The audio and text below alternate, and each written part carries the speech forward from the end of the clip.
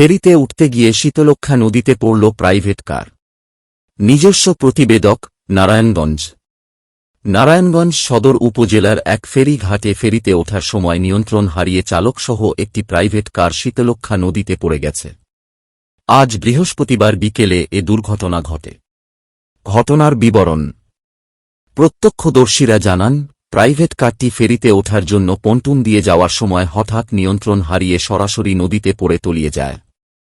গাড়ির ভেতরে চালক একাই ছিলেন বলে প্রাথমিকভাবে জানা গেছে।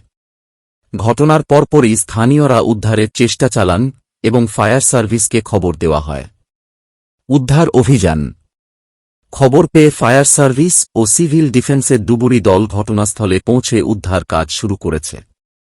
শেষ খবর পাওয়া পর্যন্ত গাড়িটি শনাক্ত করার চেষ্টা চলছে। চালকের ভাগ্যে কি ঘটেছে তা এখনও নিশ্চিত হওয়া যায়নি।